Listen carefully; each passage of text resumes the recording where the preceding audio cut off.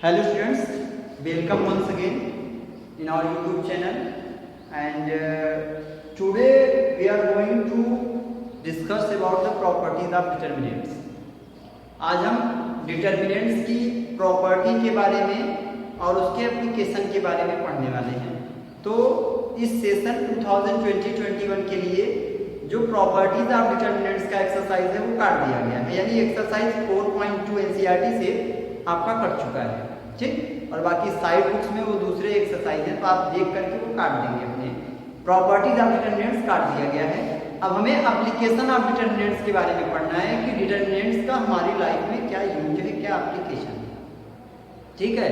तो डिटर्मिनेंट का हमारी लाइफ में यूज कल मैंने आपको बताया था इक्वेशन सॉल्व करने के लिए और ट्रायंगल का एरिया निकालने के लिए भी यूज किया जाता है। तो एरिया ट्रायंगल अगर कभी निकालने के लिए कोई आपसे कहे area triangle when vertices are given of a triangle, किसी ट्रायंगल का एरिया हम निकालेंगे और वो भी तब जबकि उसके वर्टिसेस दिए गए हों। तो आपने अर्लियर क्लासेस में आपने फार्मूला पढ़ा होगा एरिया ट्रायंगल के लिए। ये formula 1/2 x1 y2 minus y3 plus x2 y3 minus y1 plus x3 y1 minus y. With the help of this formula, we can calculate the area of a given triangle. इस formula की सहायता से आप या हम triangle का area निकाल सकते हैं। और ट्रायंगल का एरिया एक क्वांटिटी है, वो नेगेटिव नहीं हो सकती, इसलिए इसका मॉड हमेशा लिया जाता है, ठीक है। तो अगर एरिया ट्रायंगल मान लेते हैं एक ट्रायंगल है और इसके वर्टिसेस हैं x1 y1 x2 y2 और x3 y, इसके वर्टिसेस दिए गए हैं और ये फार्मूला है जिससे कि हम एरिया निकालते थे। लेकिन अब हमें डिटर्मिनेंट्स का यूज करके एरिया निकालना है। किसका? तो यही फार्मूला एरिया ट्रायंगल का फार्मूला, इसी को अगर हम डिटर्मिनेंट के फॉर्म में लिखें तो ये डिटर्मिनेंट बनेगा बेटा। Area of triangle is equal to 1/2 और डिटर्मिनेंट हो जाएगा x1 y1 x2 y2 x3 y3 and 1 1, यही डिटर्मिनेंट बनेगा। यानी ये तीनों वर्टिसेस हमको दिए गए होंगे ट्रायंगल के, हमें केवल रख देना है तो एरिया ऑफ ट्रायंगल मिल जाएगा। एरिया ऑफ ट्रायंगल निकालते समय दो बातों का ध्यान रखते हैं कि अगर एरिया ऑफ ट्रायंगल निकालें और अगर वो निगेटिव है तो भी उसे पॉजिटिव में लिया जाएगा, क्योंकि एरिया निगेटिव नहीं हो सकता। और अगर कभी कभी क्वेश्चंस में क्या करता है कि वर्टिसेस में एक वेरिएबल दे देता है और एरिया की वैल्यू देता है, तब हमसे वेरिएबल की वैल्यू अगर पूछा जाएगा तो जो एरिया दिया होगा, जो एरिया के प्लेस पर सब्स्टिट्यूट करेंगे, पुट करेंगे, वो दोनों साइन मिलेंगे, प्लस भी माइनस। दो बात का ध्यान।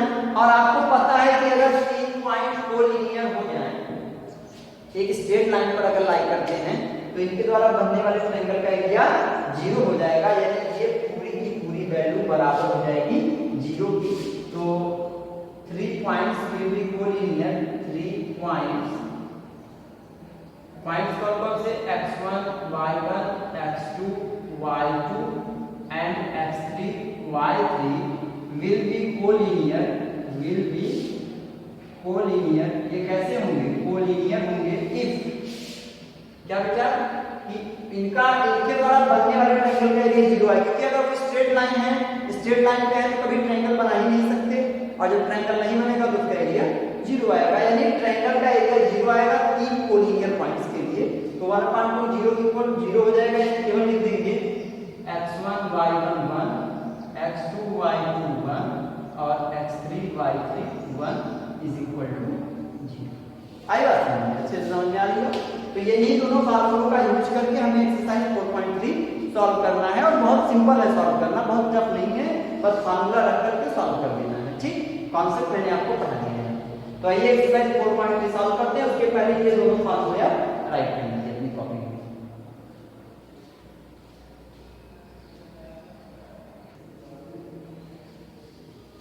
So first question of exercise 4.3 says that find area of triangle with vertices at the point given in each of the following. नीचे दिए गए प्रत्येक में क्वेश्चन में आपको एरिया ऑफ ट्रायंगल निकालना है जिसके की वर्टिसेस दिए गए हैं। तो पहला क्वेश्चन हम लगा देना इसका, बाकी के दो बचे आप लगाएंगे। तो ये वर्टिसेस है ट्रायंगल का, मान लेते हैं कि ये x1 y1 है, x2 y2 है, ये x3 y3 है। तो यहाँ पे आप लिख सकते हैं since area of triangle is equal to 1/2 x1 y1 x2 y2 x3 y3। ठीक, तो 1/2 x1 1 हो गया, y1 0 एंड 1 6 0 1 4 3 1। आई बात समझ? अब बस इसको इवैल्यूएट करना है, तो इवैल्यूएट करने के लिए किसको लिया है, ध्यान समझिएगा बात को। इसलिए क्योंकि यहाँ लेते हैं तो 1 0 1 तीनों लेना पड़ेगा। अगर इसके लॉन्ग एक्सपेंड करते हैं 1 6 4 के लॉन्ग तो तीनों लेना पड़ेगा। मैं आपको बताया था कि आप एक्सपेंशन चाहे इधर से कर सकते हैं, लेकिन आप अपने बुद्धिमानी का परिचय देते हुए एक्सपेंशन उस रो या उस कॉलम के लॉन्ग करेंगे जिसमें ज्यादा जीरो मिले, क्योंकि जीरो मिलने पर वो दो छोड़ दिए जाएंगे और तीसरे के लॉन्ग एक्सपेंशन आप कर देंगे। तो ध्यान से देखिएगा, एक्सपेंशन करना है इसको बस इवैल्यूएट करना है। जीरो छोड़ दिया, यहाँ लिख दे रहे हैं expansion along C2, expanding along C2, expanding along C2 यानी सेकंड कॉलम के अलोंग एक्सपेंशन हो रहा है। जीरो छोड़ दिया। 3 अगर ले तो 3 अगर लेते हैं माइनस प्लस माइनस में जाएगा, लेकिन एरिया प्लस में ही लेंगे, तो यहाँ माइनस अभी मैं ले रहा हूँ, बाद में प्लस ले लूंगा। तो -3 अगर हम लें तो ये कॉलम छूट जाएगा, तो हो जाएगा 1 1 जा 1 माइनस 1 6 जा 6। मल्टीप्लाई अगर करते हैं 1/2 इंटू -3 इंटू -5, तो ये हो जाएगा 15/2 यानी कि 7.5 square unit. Area square unit में होता है, स्क्वायर यूनिट। तो ये आपका क्वेश्चन हो गया। आई बात समझ? इसका सेकंड और थर्ड आपको लगाना है। क्वेश्चन नंबर 2 देखते हैं। कहा जा रहा है show that the points are collinear. दिखाइए कि जो नीचे दिए गए पॉइंट्स हैं, ये जो पॉइंट्स हैं ए बी सी, ये कोलिनियर हैं। तो points will be collinear if the area of the triangle formed by them is equal to 0। Points will be collinear if the area of the triangle formed by the points is equal to 0। तो area of triangle निकाल देंगे इन तीनों points के लिए। क्या क्या point दिया गया है? ए है a, b प्लस c, ठीक है। b है b, c प्लस a, और c है c, a प्लस b। तो the points will be collinear, यहां लिख सकते हैं या डायरेक्ट निकाल सकते हैं। The points will be collinear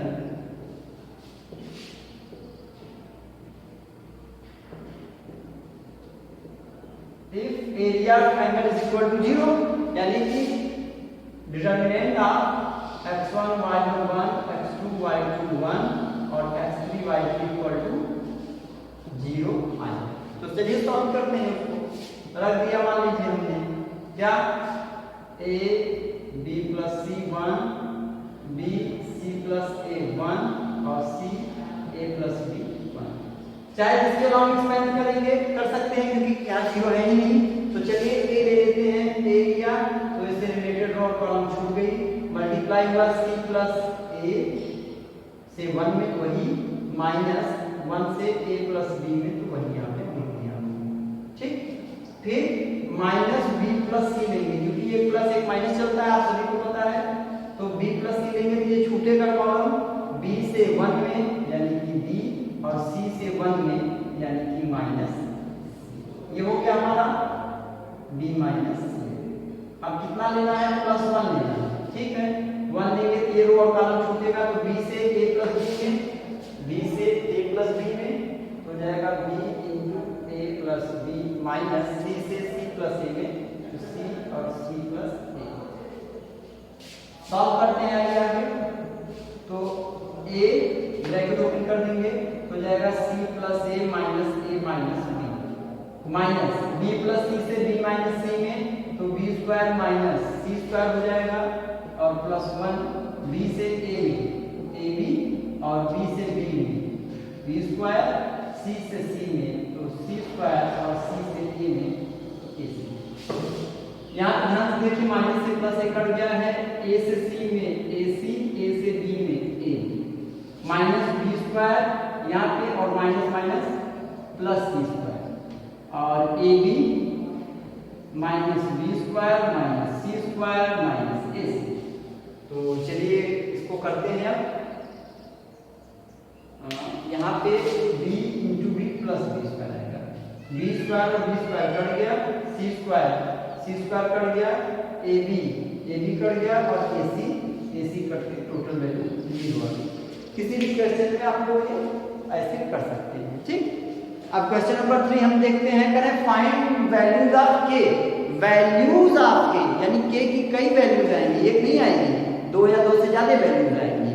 if area of triangle is 4 square unit, area of triangle कितना है 4 स्क्वायर यूनिट है, एंड वर्टिसेज आर, जिसके वर्टिसेज ये दिए गए हैं आपको। तो आइए क्वेश्चन नंबर 3 देखते हैं।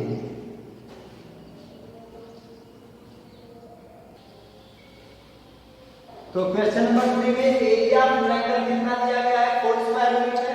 यहाँ पे आप देख सकते हैं area of triangle equal to 4 square units. अब एरिया ऑफ ट्रायंगल निकालते हैं, तो एरिया ऑफ ट्रायंगल आपका कितना हो जाएगा, आपको पता है कि होता है 1/2 डिटरमिनेंट ऑफ x1 y1 के 0 1 4 0 1 एंड 0 2 1, ये हो गया। किसके लॉन्ग एक्सपेंड करना, अब एरिया ऑफ ट्रायंगल कितना है 4 है, ठीक है। तो 4 इज इक्वल टू 1/2 हमारा 4 की एरिया जो होगा वो प्लस माइनस में भी अगर आया होगा तो यहाँ पे प्लस में दिया जाएगा, तो हमारा 4 लगा दिया हमने इज इक्वल टू 1/2 किसके लॉन्ग एक्सपेंड करना भैया, वही C2 के लॉन्ग, क्योंकि केवल 2 को एक्सपेंड करना पड़ेगा।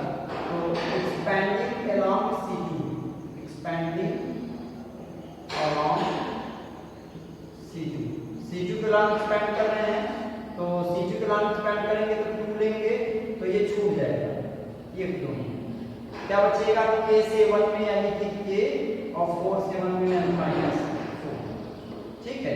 ये हो गया हमारा 2 और 2 कैंसिल हो जाएगा, हो जाएगा I am taking positive sign अगर लें 4 इज इक्वल टू k -4, ये -4 इधर आके 4 + 4 यानी कि k is equal to 8 and I am taking negative sign अगर लेते हैं तो -4 इज इक्वल टू k -4 इधर आकर -4 + 4 और इज इक्वल टू k और k इज इक्वल टू 0, तो ये k की 2 वैल्यू आएंगी, ठीक।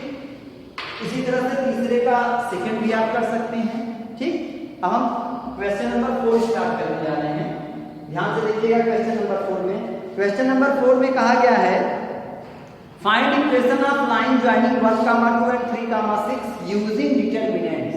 आपने क्लास 10th में 11th में पढ़ा हुआ है स्ट्रेट लाइन में कि 2 पॉइंट को ज्वाइन करने वाली लाइन का इक्वेशन कैसे निकालते हैं, या 2 पॉइंट से होकर जाने वाली लाइन का इक्वेशन कैसे निकालते हैं। लेकिन वहां आपने फार्मूले से पढ़ा था और यहाँ आपको डिटरमिनेंट से लगाना है। तो आप ध्यान से सोचो कि ये 2 पॉइंट है मेरे पास, ठीक। इन दोनों पॉइंट्स का कोऑर्डिनेट्स दिया गया है, इन दोनों पॉइंट्स के कोऑर्डिनेट दिए गए हैं। मान लेते हैं A है और ये B है, और A का कोऑर्डिनेट है 1, 2 और B का कोऑर्डिनेट है 3, 6 और इन दोनों पॉइंट से जो होकर लाइन जाती है उसका हमें इक्वेशन निकालना है, ठीक है। अब आप मान लीजिए कि इस दोनों लाइन पर एक पॉइंट P है, कहीं पे भी पॉइंट P है, इन दोनों के बीच में या किसी एक तरफ पॉइंट P है जिसका कोऑर्डिनेट x, y है। तो late P be a point lies on AB, so APB be a straight line, और APB अगर स्ट्रेट लाइन है तो इसके पूरे ट्रायंगल का एरिया जी वही करना है हमें। सो APB be a straight line, then तो क्या हो जाएगा, वही x1 y1 1, x2 y2 1, x3 y3 1 is equal to 0, क्योंकि ये ट्रायंगल नहीं बना पाएंगे, और नहीं बना पाएंगे तो ट्रायंगल का बनने वाला एरिया, बनने वाले ट्रायंगल का एरिया 0 वैल्यू रख देते हैं। x1 अच्छा x1 की वैल्यू बताइए 1, y1 2 है 1, उसकी कोऑर्डिनेट x y और 1 और इसका कोऑर्डिनेट है 3 6 1 इज इक्वल टू 0। सॉल्व कर देते हैं, 1 लेते हैं, 1 से रिलेटेड रो और कॉलम जोड़ा जाएगा, y से 1 में तो y माइनस 6 से 1 में 6 प्लस माइनस यानी -2 लिया जाएगा, तो अब ये 2 वाला रो छूटेगा तो x से 1 में x और -3 से 1 में तो 3। ठीक, ये x से 1 में हुआ और 3 से 1 में हुआ। अब वो रो छूट जाएगा +1 लेने पर, तो वो 1 छोड़ देंगे रो, ये रो छोड़ेंगे तो x 6x - 3y 6x - 3y is equal to 0। Solve कर देते हैं, 1 से y में तो y -6 माइनस 2x और -2 3 जा +6 plus 6x - 3y is equal to 0 और +6 - 6 मान लीजिए काट दिए, y और 3y में गया तो -2y और 2x में 6x गया +4x इज इक्वल टू 0। आप चाहें तो -2 कॉमन निकालेंगे या 2 कॉमन निकालेंगे तो -y + 2x is equal to 0, यानी कि 2x 2 खत्म हो जाएगा, 2x - y इक्वल टू 0 यही बचा और यही हमारी लाइन का इक्वेशन है। आई बात है, तो इसका सेकंड का फोर्थ वाला लगा सकते हैं इसी तरह से। करें area of triangle is 35 square units then value of k, तो अभी k की वैल्यू निकालना मैंने आपको बताया क्वेश्चन नंबर 3 का। ये 35 यहां रखकर एक बार +35 लेंगे, एक बार -35 लेंगे और k की जो है वो दो वैल्यू या k की वैल्यू आपको दो वैल्यू दिया है या हो सकता है एक ही वैल्यू मिले तो वो आपको मिल जाएगी। आई बात है, तो आप निकाल सकते हैं। तो इस तरह से एक्सरसाइज आपका 4.3 कंप्लीट हो गया है। अब हमें माइनर कोफैक्टर और एडजॉइंट पढ़ने हैं, वो अपने हम नेक्स्ट वीडियो में डिस्कस करेंगे। आप लोग इसकी थोड़ी सी प्रैक्टिस करेंगे तो बहुत अच्छे से आपको आ जाएगा। तो इस पर आप सभी लोग प्रैक्टिस कर लीजिए, डिफरेंशियल का कुछ क्वेश्चन सॉल्व कर लीजिए।